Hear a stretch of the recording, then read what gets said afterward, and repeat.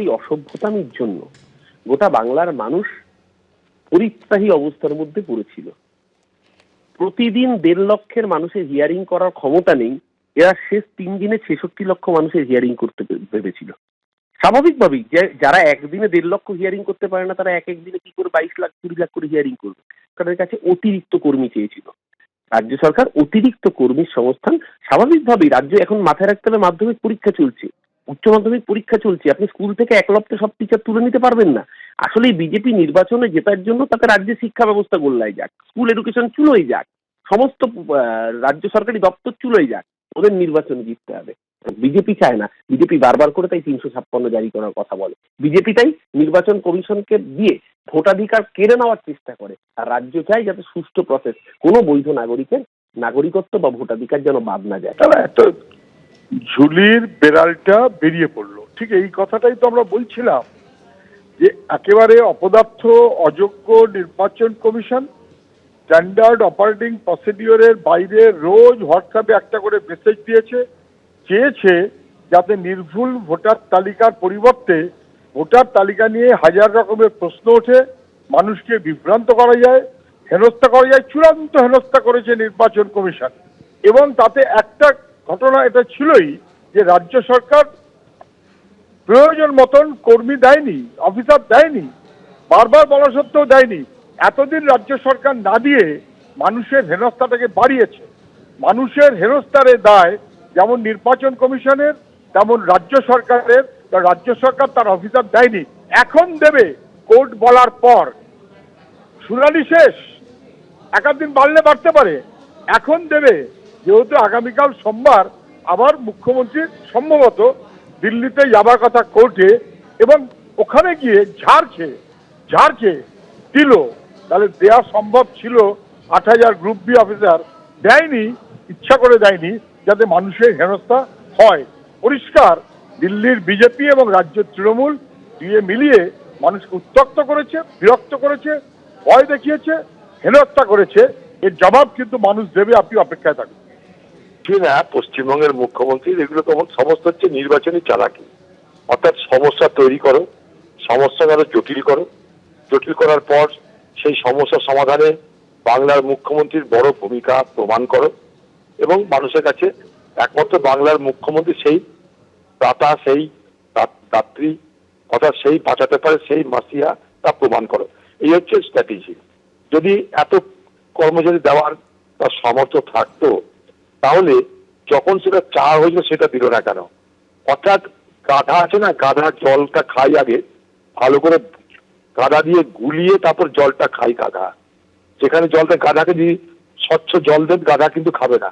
মাটি যদি থাকে, মাটিটাকে দিয়ে ভালো করে জলটা গুলাবে, গুলিয়ে নোংরা করে তারপর সে গাধা খায় জল। তো বাংলার অবস্থা দেখে আমার সেই গাধার কথা মনে পড়ছে। আবার বলি, এই যে 8,000 জন ই গ্রুপের কর্মচারী পশ্চিমবঙ্গ সরকারের, এরা সবাই কিন্তু তৃণমূলের নির্দেশে, আদেশে, তৃণমূলের ইচ্ছা অনুযায়ী কাজ করবে। কিন্তু এটা আমার পূর্ব সতর্ক করে দিলাম। অর্থাৎ বাংলায় 8,000 যে ডি গ্রুপের কর্মচারী, তাদের ট্রেনিং কে দিচ্ছে, তাদের নিরপেক্ষতা কি, তারা কি করতে চাইছে, এগুলো কিন্তু পরে বিচার্য বিষয় হওয়া উচিত বলে মনে করি। পশ্চিমবঙ্গের কর্মচারীরা তৃণমূল সরকারের ইচ্ছার বিরুদ্ধে কিছু করবে, এটা আমি অন্তত মানতে রাজি না। অর্থাৎ এই সমস্যার জটিল থেকে জটিলতর হয়েই চলবে এখনো। ধন্যবাদ অধীরদা। এসআইআর এর শুনানি যখন প্রায় শেষ, 2-1টা জেলা 2-1টা পকেট ছাড়া বাকি সব জায়গায় শেষ হয়ে গিয়েছে, তখন তারা সতীলক্ষ্মীর মতো বলছে 8,000 কর্মী আমরা সরকারের পক্ষ থেকে দেবো এসআইআর এর সহযোগিতার জন্য। এটা যদি প্রথমে দিতেন, তাহলে এই ঘটনা, আজকে এই সমস্যা, মানুষকে লাইনে দাঁড় করানো, হিয়ারিং এর যাবতীয় প্রবলেম, এগুলো কোনোটাই আসছে না। আপনি বাঘের পিঠে উঠেছেন, তো বাঘের পিঠ থেকে নামলেও উনি বাঘের পেটে যাবেন, আর বাঘের পিঠে বেশিক্ষণ চড়ে থাকাও যায় না। ফলে একটা দ্বিধার মধ্যে পড়ে আছেন। একটা সরকার সম্পূর্ণ সিদ্ধান্তহীনতায় ভুগছে, অথবা তার রাজনৈতিক জ্ঞানাকর, এছাড়া আর কিচ্ছু না। এসআইআর এর জন্য নির্বাচন কমিশনকে কর্মী দিতে প্রস্তুত রাজ্য সরকার, এরকমই সূত্রের খবর পাওয়া যাচ্ছে। সূত্রের আরো যে খবর, ৮৫০৫ জন গ্রুপ বি অফিসার দিতে প্রস্তুত রাজ্য। ৪ ফেব্রুয়ারি সুপ্রিম কোর্টে কমিশন জানায় এসআইআর এর জন্য কর্মী দিচ্ছে না রাজ্য। আর এবার সূত্রের যা খবর, এসআইআর এর জন্য নির্বাচন কমিশনকে কর্মী দিতে প্রস্তুত রাজ্য। আর কি তথ্য রয়েছে আমরা জানবো আমাদের প্রতিনিধি রুমা পালের কাছ থেকে। রুমা, জানি রাখে যে ৪ ফেব্রুয়ারি কমিশনের তরফ থেকে আদালতে জানানো হয়েছিল যে মাত্র ৮০ জন গ্রুপ বি অফিসার দিয়েছে রাজ্য সরকার, অর্থাৎ রাজ্য সরকার তারা অফিসার দিচ্ছেন না এসআইআর প্রক্রিয়ার জন্য। এখন জানা যাচ্ছে যে রাজ্য বা তার সংস্থাগুলোর ৮৫০৫ জন গ্রুপ বি অফিসার তারা এসআইআর প্রক্রিয়ার জন্য দিতে প্রস্তুত।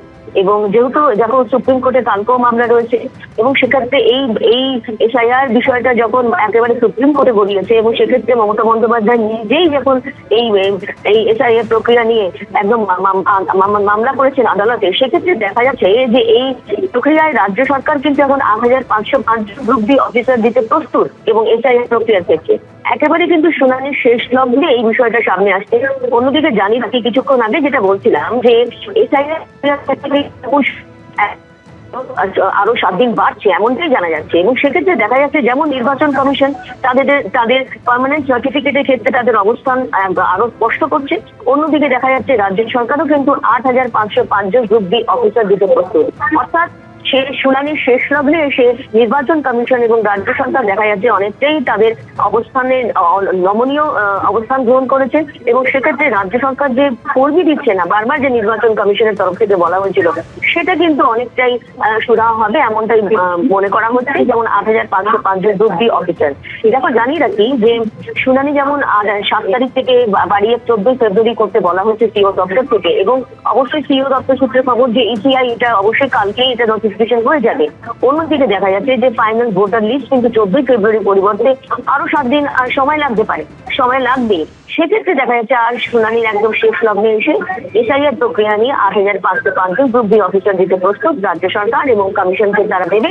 অন্যদিকে কিন্তু কমিশনও অনেকটা নমনীয় অবস্থান গ্রহণ করেছেন এবং তারাও কিন্তু ডোমিসাইল বা পার্মানেন্ট সার্টিফিকেট নিয়ে তাদের অবস্থান যে সেটা আরো স্পষ্ট করেছে। শুনানি চলাকালীন এখনো শুনানি বেশ কিছু জায়গায় বাকি রয়েছে এবং সেই কারণে কিন্তু শুনানি প্রক্রিয়া অনেকটাই কিন্তু দীর্ঘায়িত, আরো ৭ দিন সময়সীমা বাড়ানোর কথা বলা হয়েছে। সেই সময়সীমা বাড়বে এমনটাই জানা যাচ্ছে। ধন্যবাদ রুমা। এবিপি আনন্দ, এগিয়ে থাকে, এগিয়ে রাখে।